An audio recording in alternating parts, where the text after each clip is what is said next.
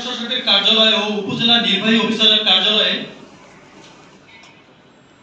দৈনিক মজুরি ভিত্তিতে চাকরিরত আছি।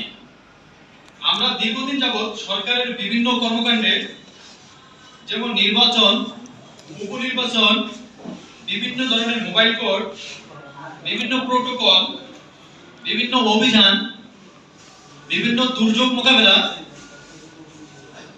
প্রান্তিক দুর্যোগ, বিশেষ করে সেই 2020 সাল থেকে বাংলাদেশ না সারা পৃথিবী ব্যাপী বিস্তৃত করোনা মহামারী কোভিড-19, এই সময় থেকে আমরা আমাদের জীবনের মায়া ত্যাগ করে, যারা ওই সময়ে বাবা ছেলেকে চিনত না, মা মেয়েকে চিনত না, আমরা আমাদের জীবনকে না চিনে আমরা জনগণের কথা চিন্তা করে রাস্তায় নেমে তাদের সাথে, সরকারের সাথে একত্রতা প্রকাশ করে আমরা রাস্তায় থেকে করোনা মোকাবেলা করেছি।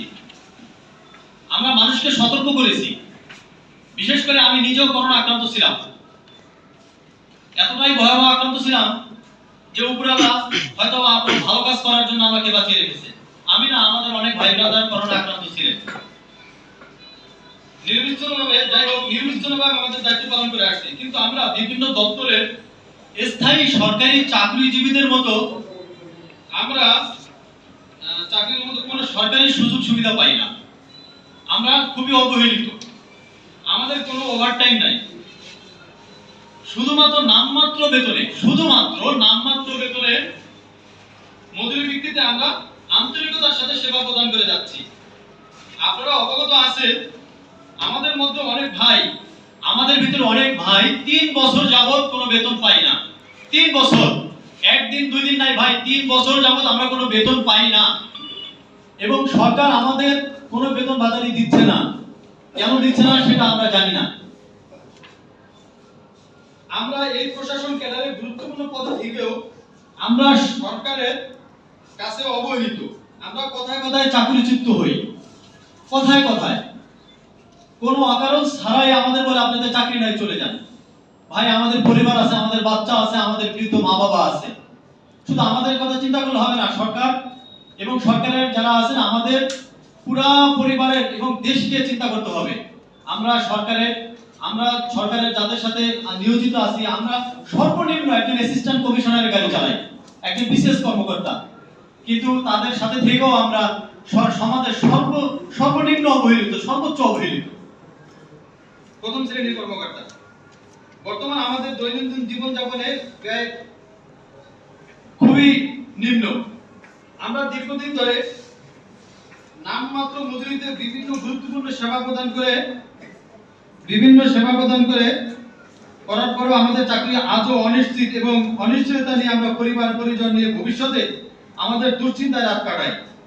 তাই আমাদের চাকরি স্থায়ীকরণের দাবির লক্ষ্যে আমাদের আজকের আয়োজিত এই সংবাদ সম্মেলনের মাধ্যমে মাননীয় প্রধান উপদেষ্টা সহ বিভিন্ন মন্ত্রণালয়ের বিষয়ের সাথে সম্পৃক্ত সকল মহোদয়গণের প্রতি আমাদের চাকরি দৈনিক মজুরি খাত থেকে রাজস্ব খাতে হস্তান্তরের মাধ্যমে আমাদের চাকরি স্থায়ীকরণের বিনয়ভাবে আন্তরিক এক দফা দাবি উপস্থাপন করছি। আমরা এই সংবাদ সম্মেলনের মূল উদ্দেশ্য, আমরা এতক্ষণ যে আলোচনা করেছি সেটা হলো, আমরা বিগত সরকারের কাছে তো আমরা অবহিত ছিলাম, কারণ সেখানে সুশাসন ছিল না, কথা বলার কোনো আমাদের কিছু ছিল না। আজকে আমরা নির্বিঘ্নে কথা বলতে পারছি। আমাদের পরে আমরা যখন জয়েন করেছি আমাদের কর্মস্থলে, তারপরেও বাংলাদেশ সরকারের পল্লী সঞ্চয় ব্যাংক, একটি বাড়ি একটি খামার ছিল, তাদেরকে রাজস্ব খাতে নিয়োগ দেওয়া হয়েছে। অনেক আউটসোর্সিং, তাদেরকে রাজস্ব খাতে নিয়োগ দেওয়া হয়েছে। অথচ আমরা সরকারের খুব গুরুত্বপূর্ণ একটা পদে নিয়োজিত থেকেও আমরা অবহেলিত।